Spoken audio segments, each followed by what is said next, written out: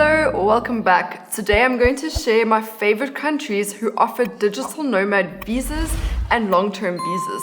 If you've been running a remote business like I have for the last 8 years, you'll understand how frustrating it was to do visa runs every 2 months. Thankfully, these days, it seems like those days are far behind us now. There is an impressive 46 countries now offering some kind of long-term visa. I won't list all of them because that will take too long in this video. I'm going to just list my favorite countries. You can live, work remotely, and play in all of these countries. Let's jump right in. I'll start with Southeast Asia because it's close to my heart, and by far one of my favorite parts of the world to be based and also run my business from.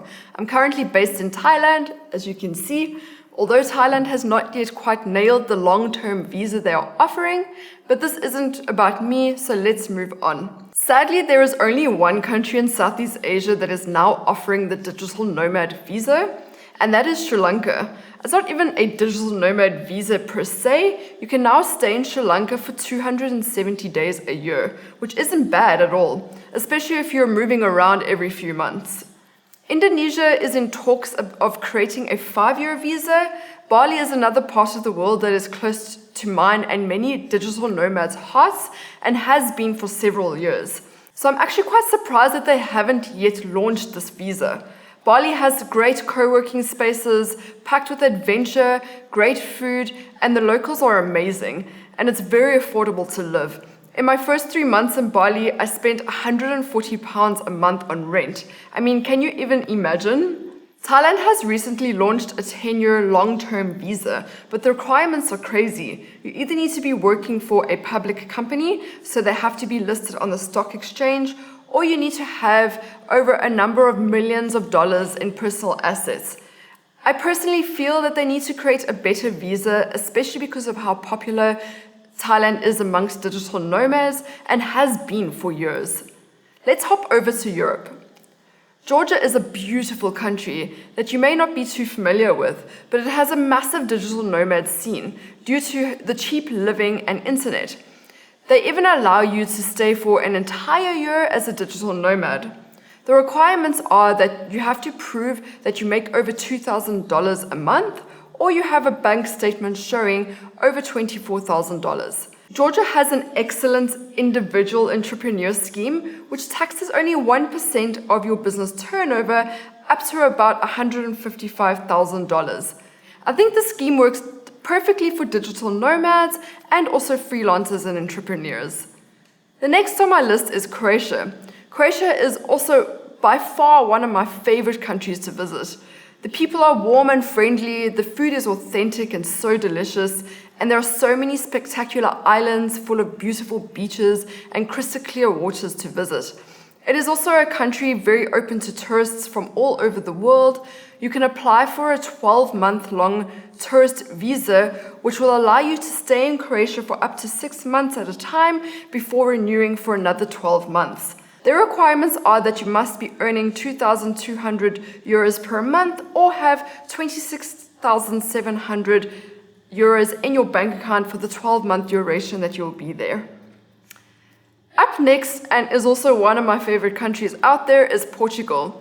They now have an independent workers and entrepreneur visa, which is valid for 1 year, but you can renew this visa for up to 5 years.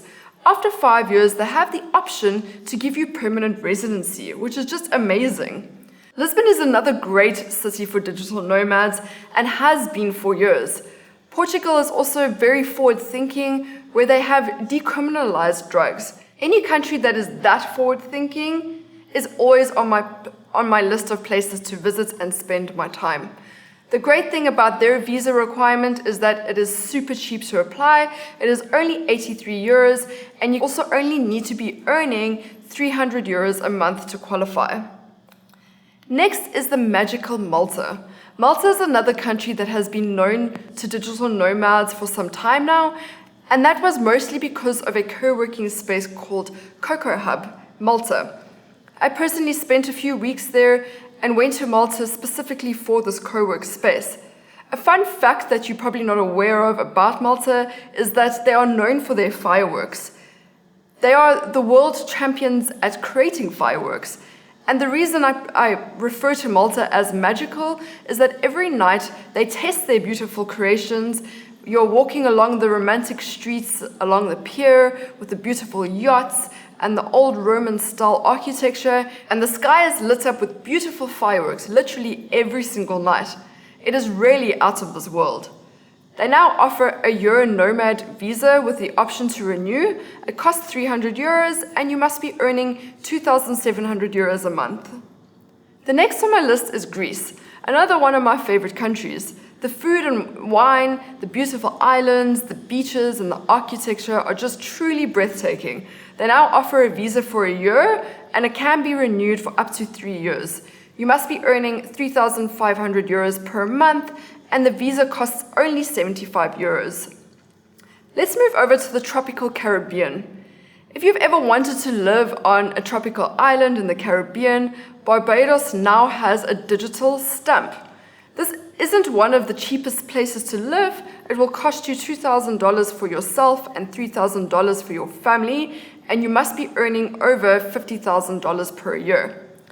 And guys, the last on my list for today's video is none other than my country, South Africa. They have not yet launched it, but they are currently working on launching a digital nomad visa soon.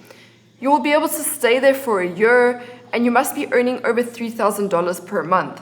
South Africa is truly one of the most gorgeous countries in the world. It is a little dangerous, but truly worth the visit. From oceans to beaches and the game farms, wild animals and mountains, it is truly breathtaking and also rich with culture and art.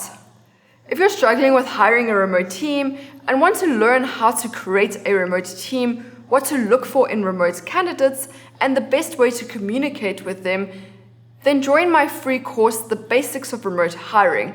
You can find a link in the comments of this video. That's it for today, guys. Until next time, I'm wishing you peace, happiness, freedom, and success.